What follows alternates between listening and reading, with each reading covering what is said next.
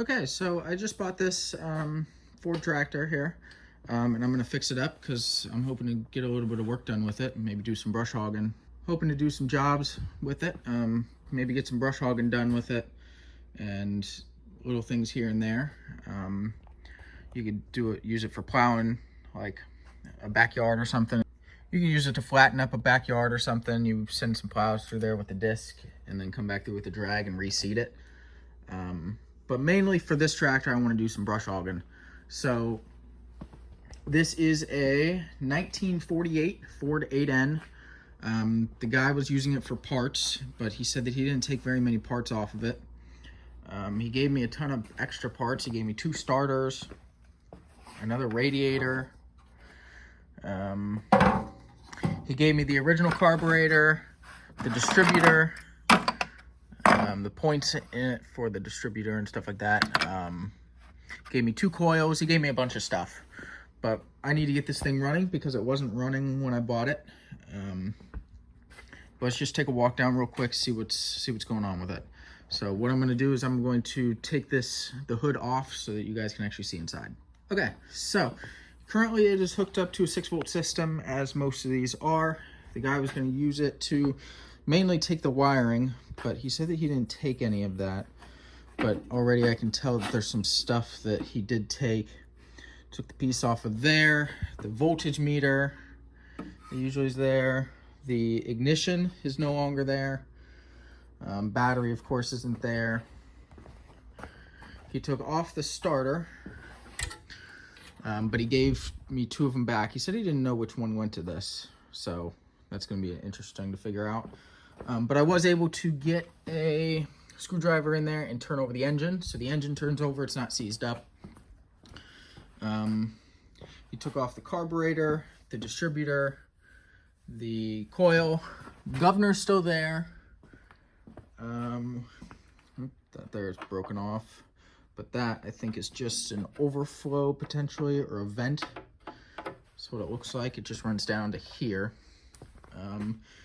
If I can't get that fixed, what I might do is I might just throw that one on. He said that there was a small hole in this one somewhere. I think right around here is where he said. But I'll fill this one up, see if this one's even full. I could always take them to a radiator shop.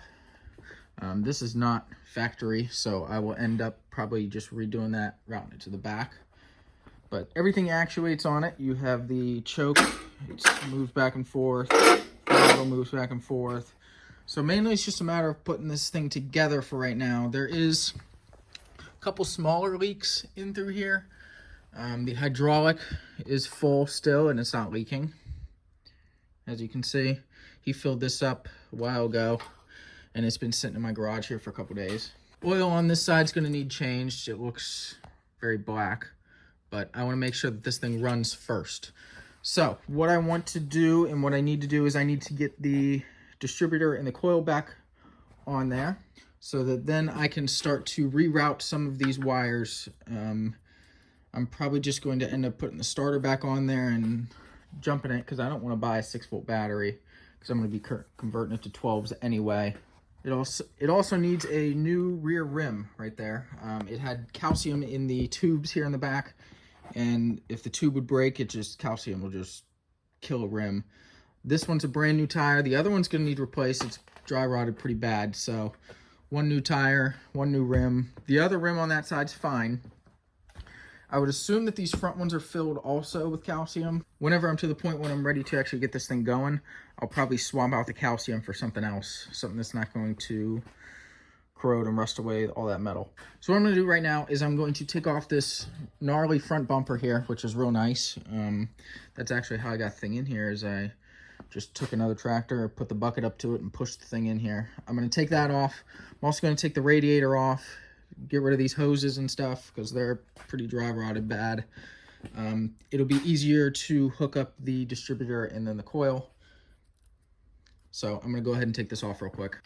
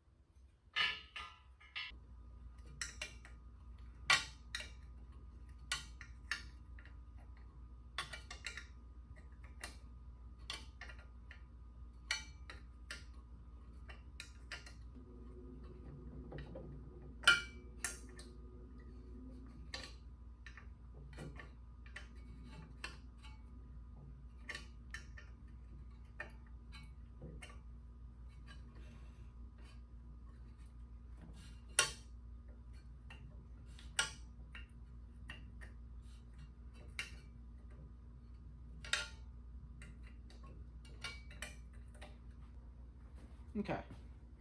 So you got that fan off, make it a little bit easier to work on now. The distributor, I'm going to rethread the bolts back in so I don't lose them.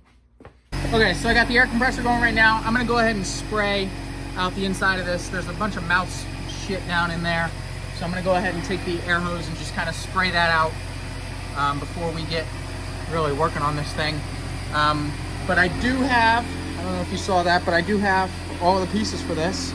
So it should just be a matter of throwing it on there. The problem is I don't think I have those bolts to attach it. So I'm gonna have to figure out what size bolts those are and get some.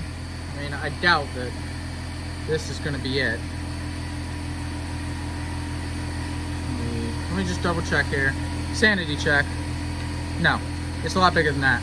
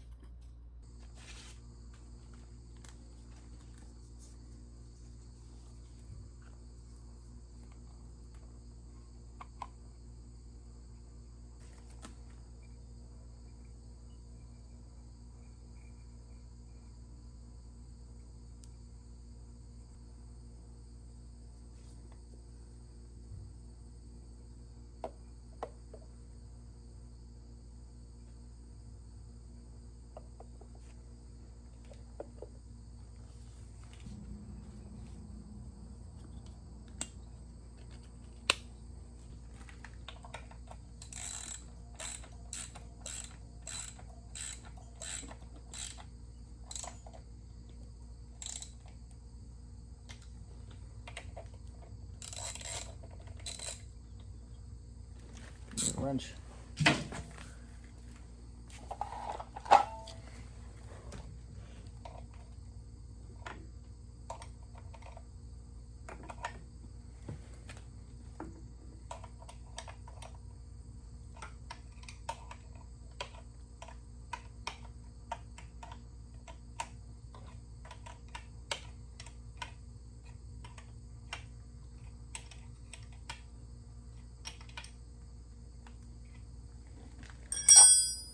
Okay.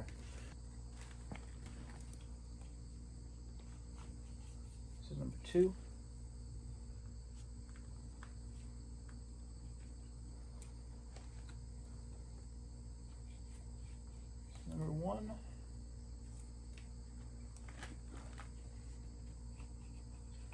This is 4.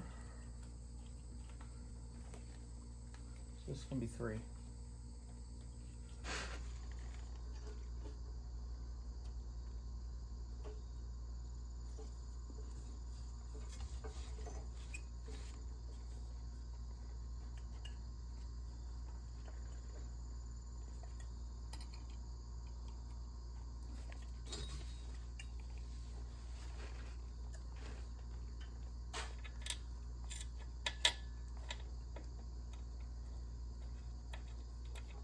It's probably supposed to be a gasket in between there, but I don't have that for right now. So this is just a temporary thing to get her running.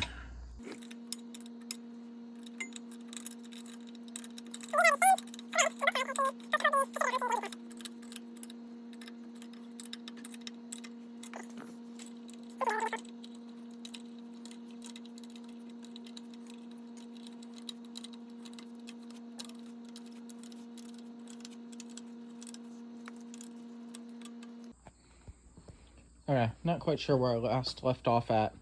I got the starter put back together.